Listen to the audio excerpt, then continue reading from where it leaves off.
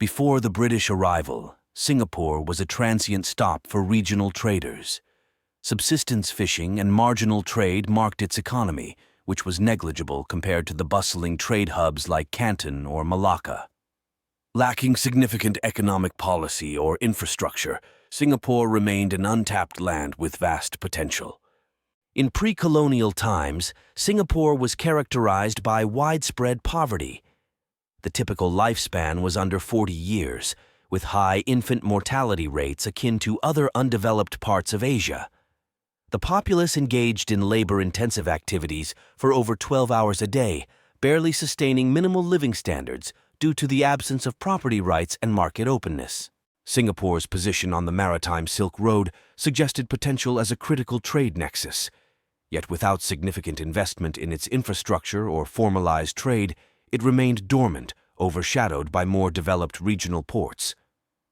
This era in Singapore's history was defined by missed opportunities due to the absence of a free market and economic policies. The region remained economically stagnant, with growth rates virtually at zero, especially when compared to the emerging dynamic economies of Europe and America. The founding of Singapore in 1819 by Sir Stamford Raffles was a pivotal moment. He established a free port, eliminating trade taxes and drawing a wealth of international traders, sparking an immediate economic transformation. This shift drastically changed Singapore's economic landscape. The introduction of a free port catalyzed an influx of goods and capital, contrasting sharply with the heavily regulated and taxed Dutch ports in the region. By the mid-19th century, Singapore had burgeoned into a global trade hub. The arrival of businesses and capital significantly boosted the colonial economy, with trade volumes growing exponentially. The British administration, fostering economic stability, implemented low, structured taxation on goods and services. This policy funded infrastructure developments without impeding economic growth, laying the groundwork for Singapore's market-driven economy. The discovery and exploitation of rubber and tin provided substantial new economic opportunities. These commodities, highly demanded globally, positioned Singapore as a crucial commercial center in Southeast Asia.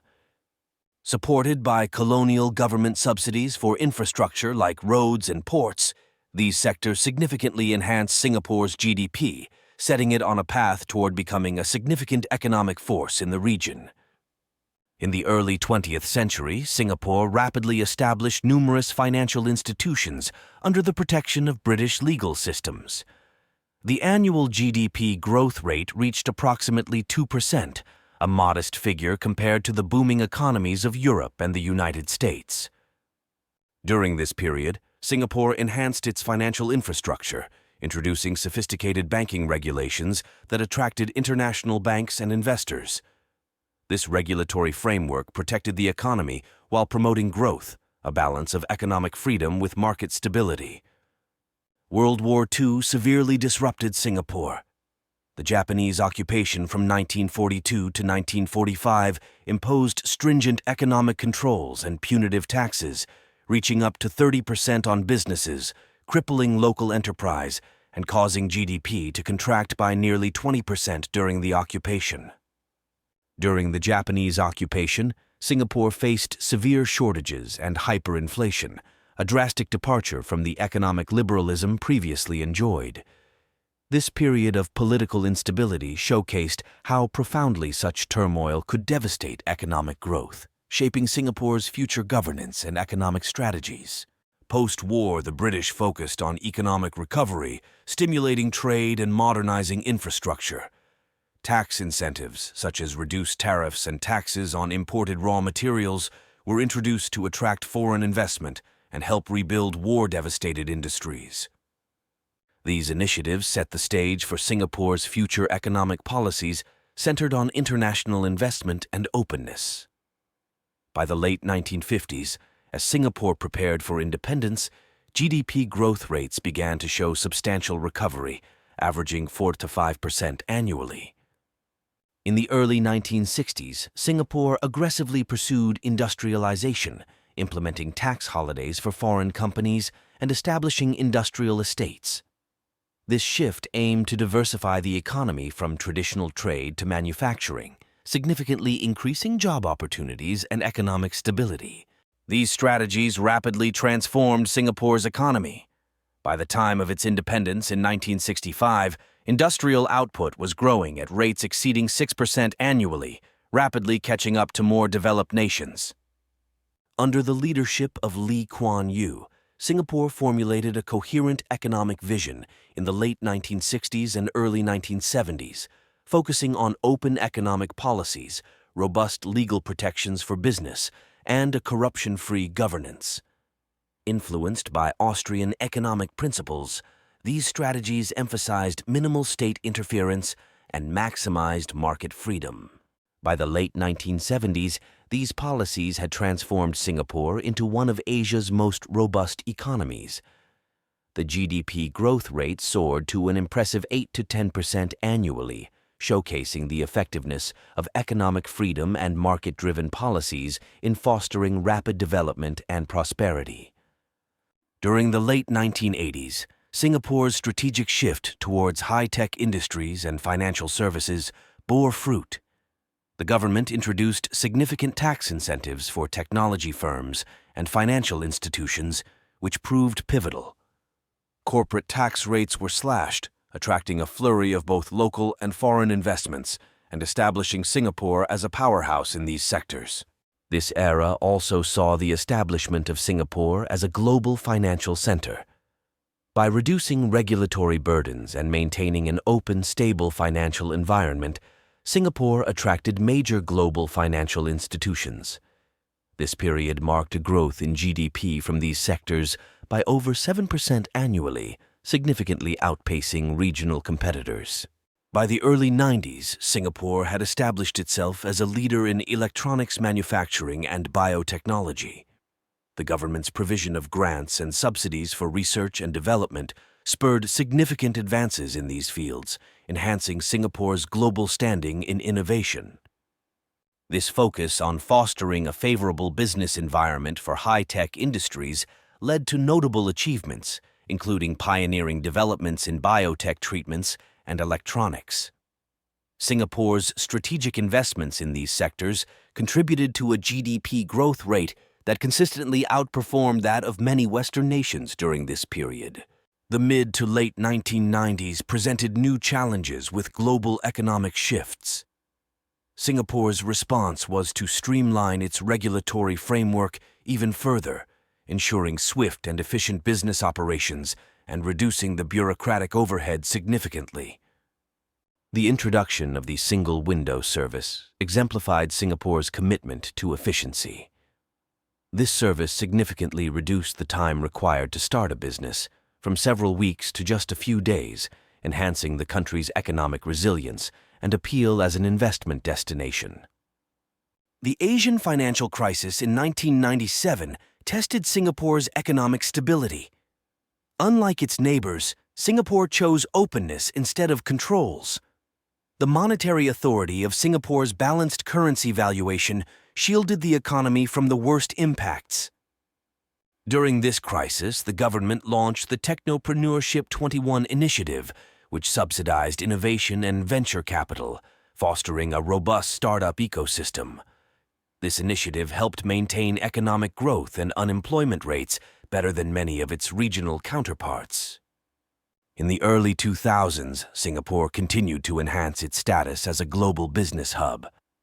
Revisions to intellectual property laws to align with international standards protected innovations, further attracting multinational corporations and securing Singapore's place on the global stage. Singapore's adherence to principles of economic openness and limited government intervention, as advocated by Austrian economists like Ludwig von Mises, Friedrich Hayek, and Murray Rothbard, allowed it to maintain low unemployment rates and high GDP growth compared to more regulated economies, particularly the USA. During this period, Singapore's economy grew at an impressive rate of approximately 6.7% annually, while the U.S. experienced growth rates of around 2 to 3%, hindered by higher tax burdens and greater regulatory constraints. From 2005 to 2008, Singapore solidified its position at the pinnacle of economic freedom. With one of the world's lowest corporate tax rates and a highly open foreign labor policy, the city-state attracted a plethora of multinational corporations seeking a business-friendly environment. This era saw GDP growth rates averaging around 7%, significantly outstripping more heavily regulated economies like France, where growth hovered around 1%. During the global financial crisis, Singapore's open market policies and regulatory efficiency were tested. Unlike many Western nations that faced severe downturns, Singapore managed a swift recovery thanks to its robust financial sector and continued foreign investment. By late 2010, its economy was growing at an impressive rate again, far outpacing the sluggish recovery in the EU and USA. In the early 2010s, Singapore heavily invested in the Smart Nation initiative, integrating ICT, biotechnology, and clean energy into the national economy. These sectors flourished under Singapore's favorable regulatory frameworks and tax incentives, which attracted continued investment from global tech giants.